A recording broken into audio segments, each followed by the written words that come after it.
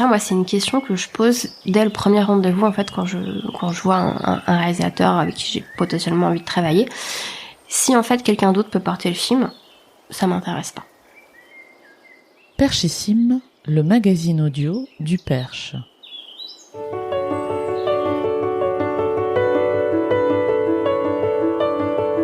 Perchissime vous invite à prendre le temps de rencontrer des habitants du Perche qui, pour ce qu'ils sont ou par ce qu'ils font, contribuent à façonner le caractère et la vie du territoire. Vous les entendrez raconter leur histoire avec le Perche, recommander les lieux qu'ils préfèrent et confier la façon dont ils font vivre la région. Vous y découvrirez des histoires de vie singulières, des talents insoupçonnés et des adresses méconnues. Je suis Amélie Dague et je vous souhaite la bienvenue dans Perchissime.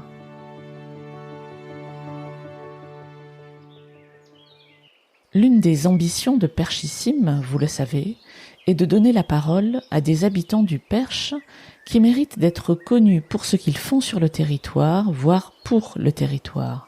Et je peux vous assurer qu'avec l'invité de cet épisode, vous allez être gâtés, chers auditeurs. Fanny Chrétien est avant tout productrice de films documentaires, un métier aux multiples facettes qu'elle présente dans cet épisode. Elle met par ailleurs ses compétences au service du territoire, à travers entre autres le ciné-club qu'elle a créé à La Loupe, ou encore les ateliers d'éducation à l'image qu'elle propose aux établissements scolaires de la région. Fanny, c'est la force tranquille, un rare mélange de discrétion, d'enthousiasme, de fiabilité et d'efficacité.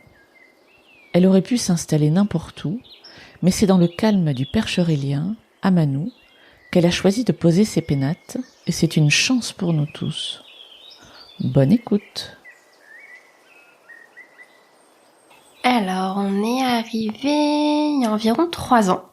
Moi, avant, j'étais entre Chartres et Paris, et on a décidé d'acheter une maison à la campagne, et on a trouvé une petite maison du côté de Manou, donc ça fait 3 ans qu'on est installé ici. Qu'est-ce que tu aimes ici ? Le calme, vraiment, c'est vraiment ce que j'apprécie le plus. Le calme, la nature, et puis d'avoir un jardin, ce qui n'était pas possible du coup en centre-ville à Chartres ni à Paris. Tes lieux préférés ? Des lieux, c'est vrai qu'on reste beaucoup du coup à la maison parce qu'on fait des travaux. On reste beaucoup dans le jardin avec le potager, les poules, etc. Après voilà, il y a le manoir de Courboyer, la Ferté-Vidame, des choses comme ça, mais c'est vrai qu'on n'a pas forcément de lieu. Ah si, peut-être la brasserie du Perche. Si, du coup je retire ce que j'ai dit, la brasserie du Perche, ça reste une référence.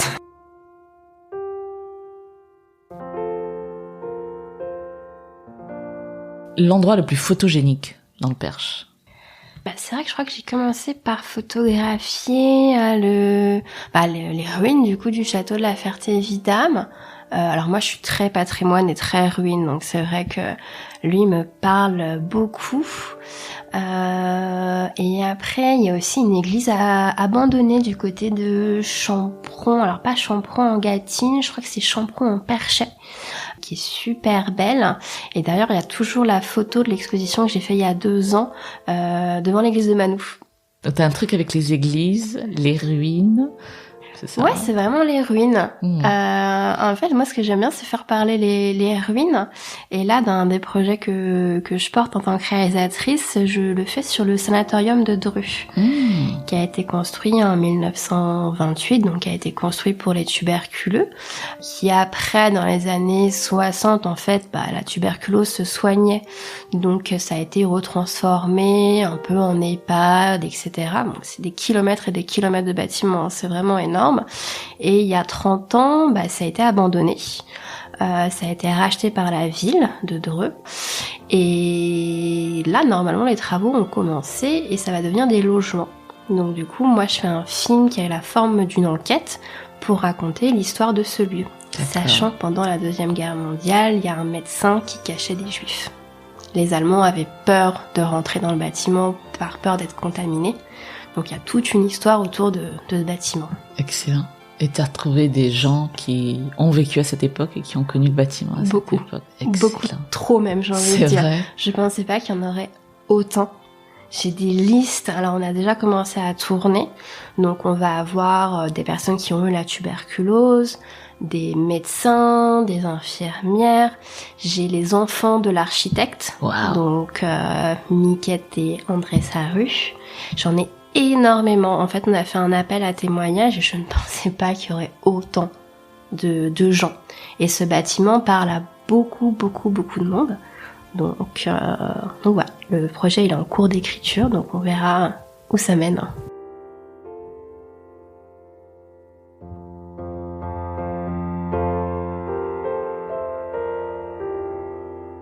Alors, tu as plein d'occupations et plein de casquettes. J'aimerais bien qu'on parle effectivement de ton métier. Tu viens de l'aborder. Tu as ta boîte de production et de réalisation, c'est ça, de films? Alors, c'est une société de production, du coup, de films. Donc, c'est une société indépendante. Donc, je ne suis pas attachée à un groupe. Qui s'appelle La Boîte à Songe. La Boîte à Songe, donc, qui va avoir 10 ans l'année prochaine. Donc, ça commence à faire. Donc, moi, je l'ai créée, j'ai été toute jeune, j'avais 21 ans. Et moi, je voulais faire des films en tant que réalisatrice, mais aussi du coup pouvoir produire des jeunes réalisateurs. Donc, je voulais du coup avoir les deux casquettes. Avoir les deux casquettes, c'est pas forcément du coup idéal, parce qu'on a toujours besoin d'un regard extérieur. Donc, c'est vrai que j'ai commencé par produire des jeunes réalisateurs. Vous pouvez voir du coup sur le site de La Boîte à Songe, il y a vraiment des films qui sont faits un peu partout, en Arménie, ici, dans le sud de la France. Enfin, j'ai pas forcément du coup de territoire en particulier de préférence. Et c'est vrai que depuis 1 ou 2 ans, j'ai vraiment envie moi de faire mes projets en tant que réalisatrice. Donc il y a ce projet du coup sur le sanatorium de Dreux, et j'en ai un autre aussi sur le parcours en PMA. Où je suis du coup différents couples, que ce soit des couples de femmes, des couples du coup hétérosexuels, des femmes seules. D'ailleurs, je cherche une femme seule qui est en parcours PMA. Vu que la loi a évolué depuis l'année dernière, maintenant une femme seule peut en fait faire ce parcours-là. Donc en fait, mon métier, il y a vraiment beaucoup de facettes. Moi, je pars du principe où je rencontre un réalisateur qui a envie de raconter une histoire. Et si l'histoire me plaît et que j'ai le sentiment qu'elle n'a pas été racontée et qu'elle peut trouver sa place, et on y va. Et quand je dis on y va, ça peut prendre 1 an, 2 ans, 3 ans, 4 ans. Il n'y a pas forcément de date. On passe sur des commissions qui sont sélectives, donc il n'y a jamais rien qui est gagné en fait d'avance. Moi, ça fait pas mal de temps que je travaille avec l'antenne de France 3 Centre Val de Loire, avec qui du coup je m'amuse beaucoup en fait à faire des films qui sont un petit peu en dehors des clous. On va jouer sur de la reconstitution, sur de l'animation, alors qu'on est sur une case documentaire. Donc voilà, moi tant que je peux m'amuser en fait à faire ces films-là, c'est super.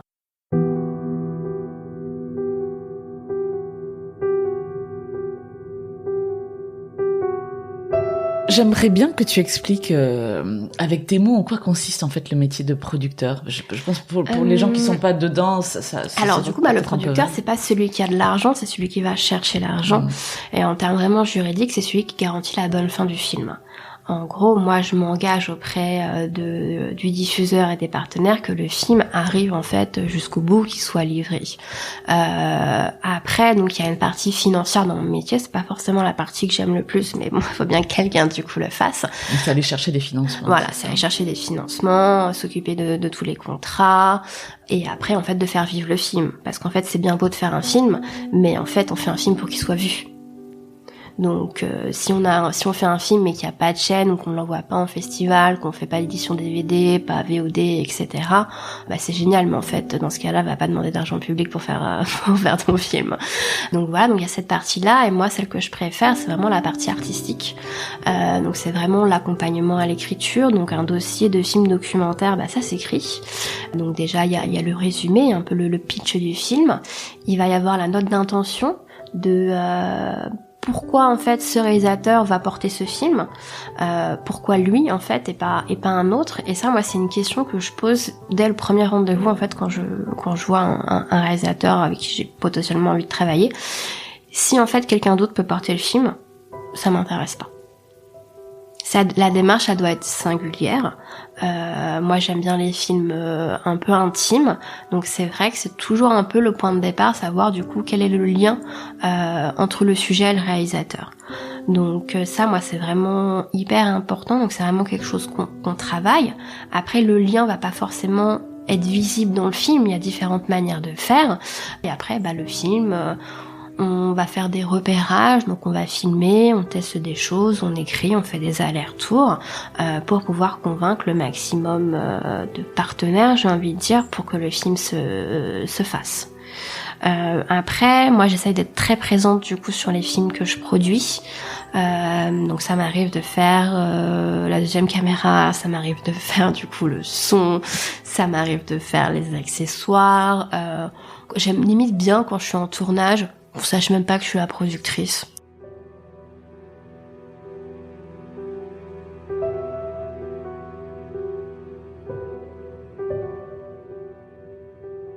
Donc le producteur avec son gros cigare dans son bureau, c'est totalement un mythe. C'est que dans Picsou, c'est ça, dans les films américains. Ouais. Et je pense qu'aujourd'hui les producteurs, c'est plutôt ceux qui crèvent de faim parce qu'en fait, avant qu'on puisse se payer nous, faut payer tout le monde.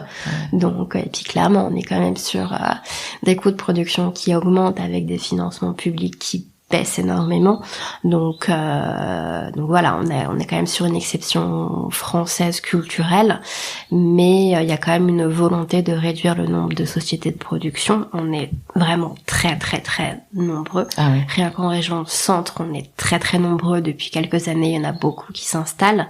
Donc moi, j'aime pas parler de concurrence, mais en même temps, on est sur une concurrence, qu'on est sur une commission sélective et qu'il y en a que 3 qui vont être aidés, qu'on est 20 à déposer.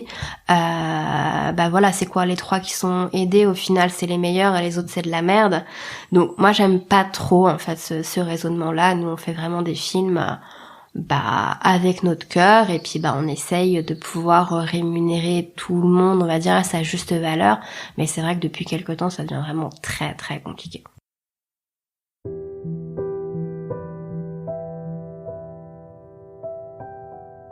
Donc tu produis surtout des documentaires, c'est ça, avec parfois de la fiction. Je me souviens du film sur Hélène Boucher que j'ai vu. Alors oui, c'est vrai que du coup tu cites le film sur Hélène Boucher qu'on a fait il y a quelques années, et c'est vrai que ce film-là, il m'a vraiment donné envie d'aller explorer du coup d'autres formes au niveau du documentaire.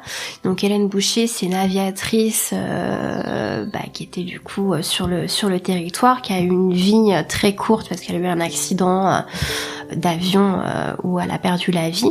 Et en fait, il y a beaucoup de collèges qui portent son nom, beaucoup de rues qui portent son nom. Vrai. Et on est parti du principe avec Mike Baudon qui a réalisé le film qu'en fait, qui c'était cette femme en fait. Et en fait, il a rencontré un couple du côté d'Irmenonville, donc c'est du côté de Maintenon, qui a eu accès en fait aux archives de la famille Boucher. Donc on est parti de ces archives avec où il y avait des lettres écrites de sa main, et donc on a choisi de faire appel à une comédienne pour faire de la reconstitution. Donc c'est vrai que c'est de la fiction, mais en fait au final c'est des choses qui se sont passées. Donc en fait moi j'appelle ça vraiment de la reconstitution qui nous permet du coup de faire avancer la narration. Et en fait, ce film-là, ça m'a beaucoup amusée. C'est vrai que ça m'a beaucoup changé du documentaire où on est en entretien, etc., des formes du coup très très standards. Et donc du coup après j'ai un autre réalisateur qui est venu me voir en me disant moi j'ai un projet sur Picassiette. Alors moi j'ai habité juste à côté de la maison Picassiette, donc je connaissais très bien. Et il me proposait en fait quasiment la même chose que le film sur Hélène Boucher, donc du documentaire, de la reconstitution et de l'animation. Et moi j'étais genre bon, alors ça n'a pas été facile de financer déjà Hélène Boucher parce qu'en fait les gens ils ne croyaient pas qu'on était capable de faire ça. Et donc voilà, donc là on est en cours du coup de tournage sur Le Grand Rêve d'Isidore. Donc c'est un film de Pavel Lysiak. Raymond Isidore donc qui a recouvert toute sa maison de bouts de vaisselle, qui est maintenant c'est un musée qui se visite. Nous, le principe du film, c'est qu'on fait revivre. On fait revivre Raymond et on a un casting incroyable parce qu'Olivier Bohin lui ressemble comme deux gouttes d'eau. Ah ouais.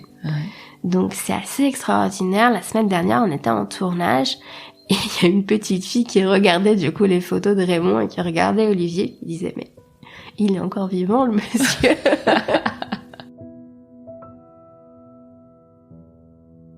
Et donc là, pour ce film-là, peut-être pour la première fois, je ne sais pas, tu as lancé un financement participatif. Oui, alors c'est pas la première fois que j'en lance. Au tout début de la boîte à songes, vu qu'on n'avait pas accès à tous les financements possibles, ça nous est déjà arrivé de faire des financements participatifs, soit pour démarrer un projet, soit pour boucler un projet, aussi pour créer une communauté autour du film. Donc c'est vrai que ça se fait beaucoup, mais ça faisait pas mal de temps que je l'avais pas fait. Et en fait, ça a été un peu une demande. Du coup, des gens au début, parce qu'on a fait beaucoup parler du film au début, vu que Olivier est journaliste à l'Écho, c'est vrai que généralement on a toujours une équipe de l'Écho qui vient pendant les tournages.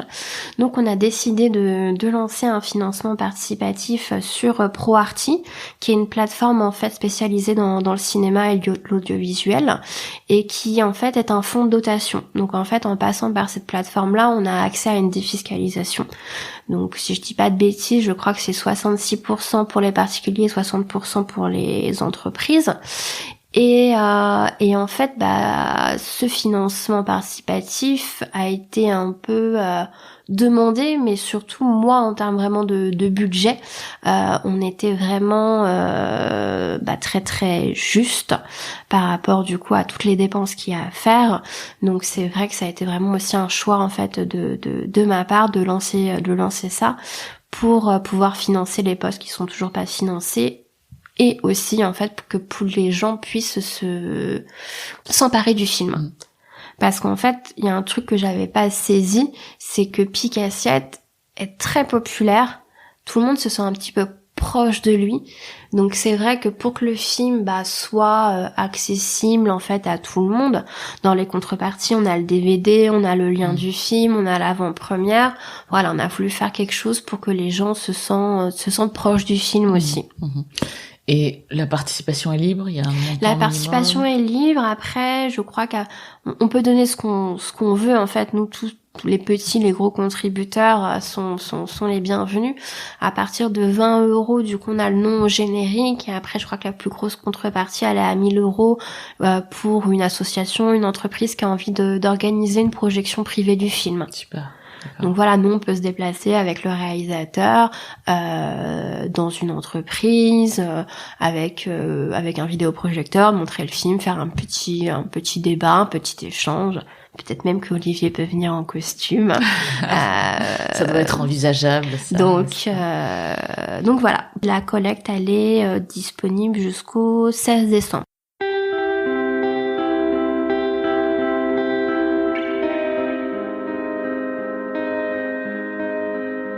De tous les projets que tu as montés, de tous les films que tu as permis, est-ce que tu as un souvenir particulier durant ces 10 ans ou un moment particulier qui revient au cours duquel tu te serais dit j'ai vraiment bien fait de me lancer à mon compte et de créer la boîte à songes? Oui. Alors, j'étais en Arménie. Donc c'était un projet de Sona Simonian qui était sur la ville de Goumri. Donc la ville de Goumri, il y a eu un tremblement de terre en 89, si je dis pas de bêtises. Et donc moi je suis née en 91 et Sona elle est née en 92. Et en fait le pitch de son film c'était que en fait elle vivait dans une ville dévastée et qu'on lui racontait toujours en fait le passé, mais en fait elle était née après. Donc en fait, elle était du coup toujours ramenée à ce passé qu'elle n'avait pas vécu. Donc elle avait du coup un projet de film pour raconter on va dire sa ville aujourd'hui et qu'il y avait de l'espoir. Donc moi je me suis très très bien entendue avec elle. Bon après il y avait la barrière de la langue parce que je ne parle pas arménien ni russe, donc on parlait en anglais ensemble. Et en fait je pense qu'elle a cru en moi et j'ai cru en elle. Donc on est devenues super copines, tout en étant du coup sa productrice, donc quand même un rapport un peu particulier. Et donc on a monté le film. On avait déjà en fait un diffuseur qui est qui est TV78, ça a changé de nom. Et donc après, c'était à moi de faire le taf, de trouver d'autres financements, surtout pour qu'elle puisse venir. Et moi, je trouvais ça important que si le tournage se faisait du coup à Goumri, que la post-production se fasse en France. Pour que je puisse aussi moi avoir l'avancée, sachant que c'était un premier film. Donc moi j'ai été beaucoup là-bas, j'ai été beaucoup sur les tournages. Des fois Sona partait du coup travailler parce que du coup elle avait un autre métier, elle pouvait pas faire que ce film-là pendant 3 ans. Donc je restais avec sa mère, avec son neveu dans la maison. Donc voilà, j'en garde vraiment un souvenir très très fort. Et la situation en Arménie, j'évite de regarder ce qui se passe en ce moment parce que ça me rend profondément triste. Donc voilà, moi c'est un film dont je suis très fière, qui s'appelle De grands espoirs, qui a eu vraiment une belle vie en festival et qui donne de l'espoir en fait du coup à cette génération qui est née après le tremblement de terre. Donc voilà, c'est l'histoire de un qui veut rester, un qui veut partir.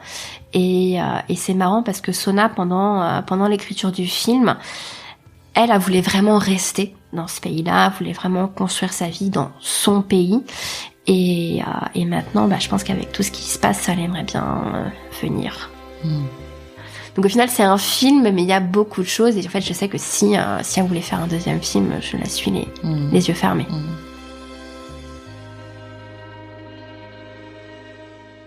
C'est un drôle de métier quand même que le tien, parce qu'il y a un aspect hyper rationnel de chiffres et il faut trouver des financements, voilà, pour que les choses se fassent. Et puis en même temps, il y a un pari aussi sur une équipe, quoi, sur des gens et sur. Donc des paris qui marchent, et des paris qui marchent pas, j'ai envie de dire.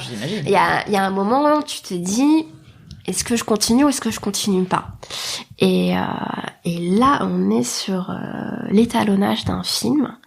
Donc qu'est-ce que c'est l'étalonnage? L'étalonnage, c'est quand on refait les couleurs. D'accord. En gros, on va retravailler toutes les couleurs pour que toutes les couleurs elles soient homogènes.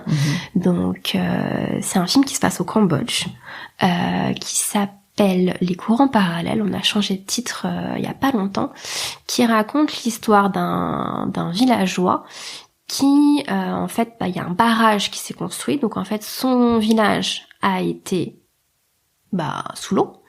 Donc c'est le combat de ce villageois et aussi le portrait d'un artiste à la capitale qui peint l'histoire des Khmers. Donc du coup on a vraiment deux facettes.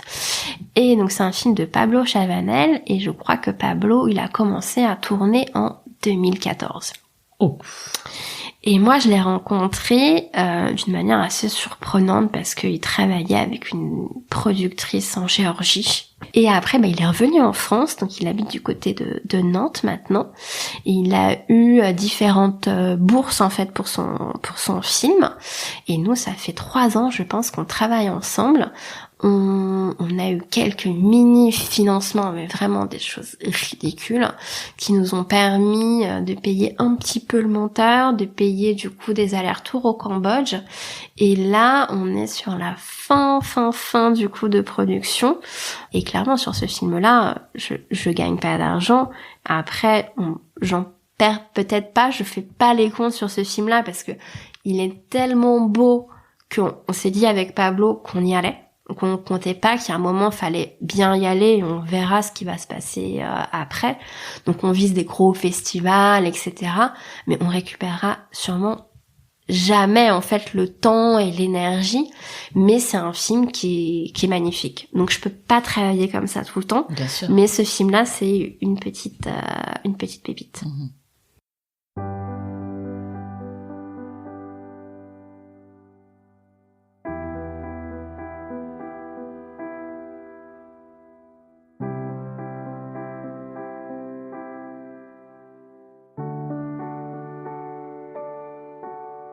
Tu fais un métier vraiment singulier, voilà. Les producteurs, on n'en rencontre pas tous les matins.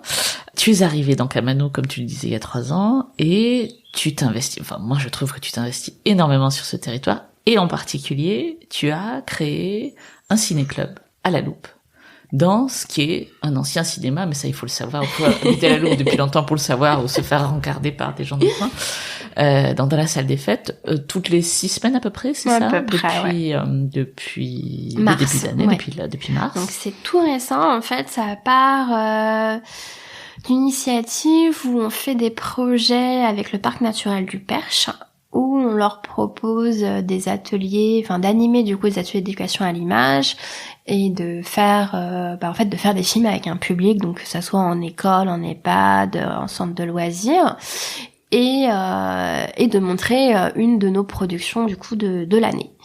Donc moi j'ai commencé quand je suis arrivée, je me suis rapprochée beaucoup de la mairie de La Loupe pour me présenter, leur dire ce que je faisais, ce que j'avais envie de faire. Et c'est vrai que Marc Girardot, qui est élu à la culture, m'a suivi un peu les yeux fermés. Et j'ai découvert la salle des fêtes de La Loupe, qui est très bien équipée. Et ce qui m'a intéressée, c'était que c'est aussi un ancien cinéma qui avait fermé, donc le cinéma Le Normandie. Donc en fait, on a fait déjà une première séance en 2022, qui a super bien marché. Et du coup, avec des copains sur le parking de la salle des fêtes, à la fin de la séance, ils me disent « Mais pourquoi on ferait pas un ciné-club ?» Et Marc qui était là m'a dit je vous suis. Donc c'est parti comme ça. Donc moi j'ai fait une programmation de 6 séances. On a monté tout ça et ça marche plutôt bien. C'est compliqué du coup parce que les gens se disent il y a un cinéma qui a ouvert à La Loupe. Donc non, nous ne sommes pas un cinéma.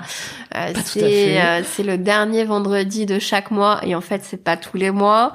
Donc voilà, il y a une bonne première on va dire année, donc qui va se terminer le 24 novembre par un film surprise. Donc la prochaine, c'est la dernière, en fait. La prochaine, c'est la dernière. Donc c'est un film surprise que j'ai produit sur le territoire. On l'a pas encore terminé, donc j'en dis pas plus. Et pour l'année prochaine, on est en train de voir. Il y a des demandes de financement qui sont en cours, parce que en fait, même si le ciné-club est payant, donc on est à 3 places 10 € et 6 places 20 €, donc on est sur des tarifs qui sont à peu près un peu moins cher, on va dire, que le cinéma du coin. C'est pas du tout rentable en fait, parce qu'il faut payer les droits du film, etc. Donc il nous faut des financements publics pour ça. Donc moi je trouve que c'est un peu limite un acte privé. Oui, au privé, tout à fait. Donc pour l'instant, c'est vrai qu'on a été financé par le département et par la mairie de La Loupe, qui nous a vraiment en fait permis à une première édition d'exister. Et là, pour la deuxième édition, on m'avait très bien fait comprendre que ça serait pas à la même hauteur, de toute façon, les financements. Donc déjà, on a fait d'autres demandes et on est en train de voir si une deuxième édition est possible ou pas. Donc voilà, après c'est une programmation où les personnes peuvent en fait dire les films qu'ils ont envie de voir. Donc je sais que j'ai déjà eu du coup des suggestions. Donc après selon les droits du film, on voit en fait si c'est possible. Donc c'est vrai que c'est un pari assez fou. Mais moi ce que j'aime bien, c'est que ça crée du lien social. Donc il y a des séances on va avoir plein de monde, des séances on va avoir moins de monde. C'est le vendredi soir, donc ça convient pas forcément à tout le monde. On essaye de faire un petit échange après du coup avec Florent Roy qui est en études de philosophie. On boit un petit coup après. Donc ça reste très sympa, on se prend pas la tête, mais c'est vrai que s'il y avait plus de monde, ça serait quand même vachement mieux. Ouais.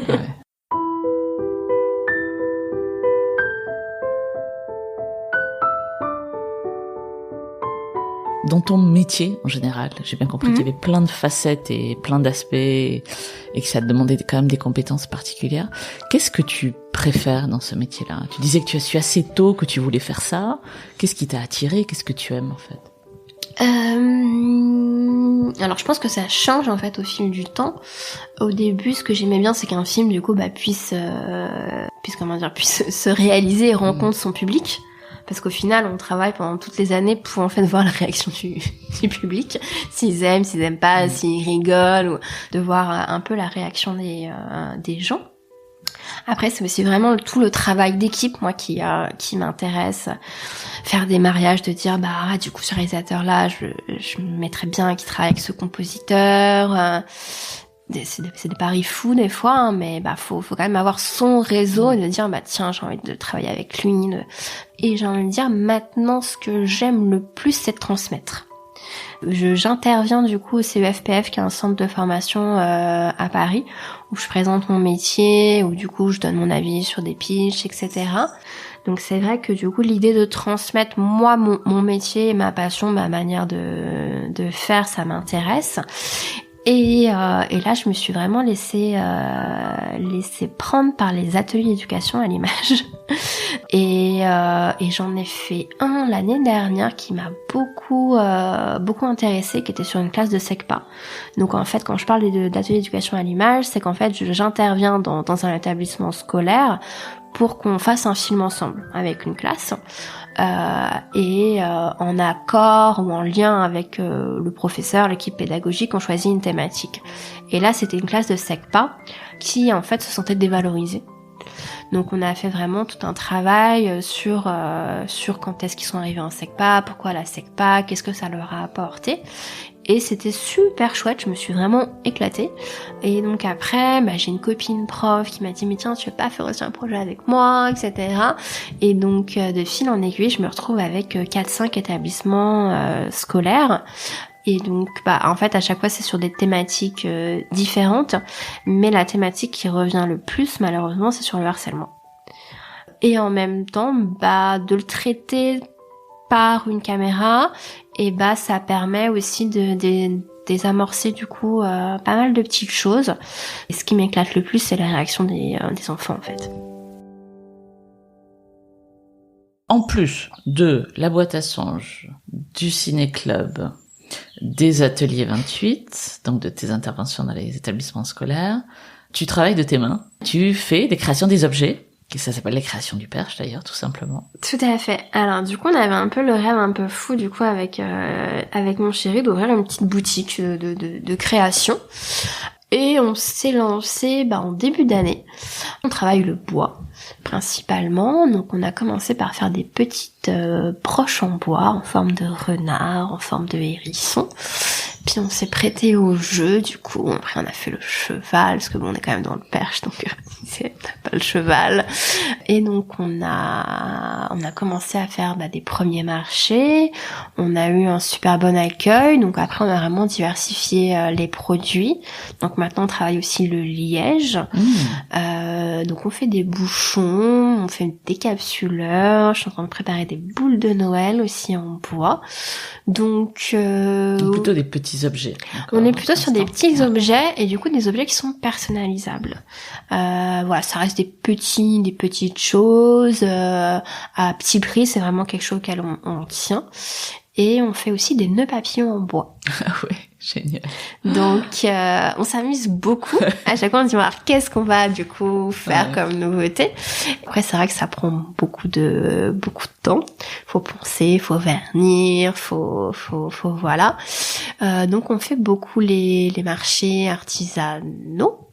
Et du coup, on va faire beaucoup les marchés de Noël là. Mais oui, bien sûr. Donc voilà, c'est une activité en plus, mais c'est vrai que j'aime bien du coup aller poncer dans mon garage entre midi et 2, c'est assez satisfaisant du coup de faire quelque chose de ses mains, de travailler du coup le bois, ça change beaucoup. Donc voilà, je pense. Et vous vendez en ligne aussi, je crois. On vend en ligne, ouais.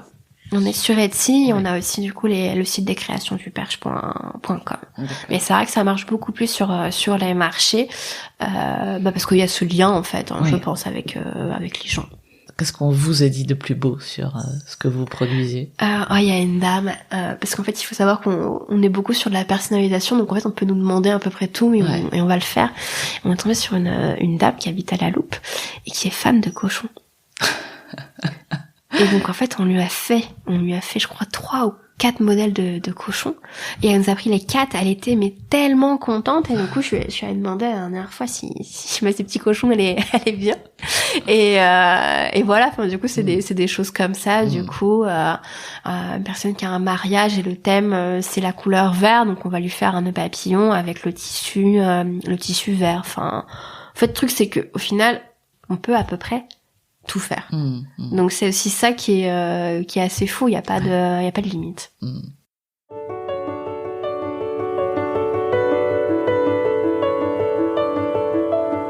C'est la fin de cet épisode.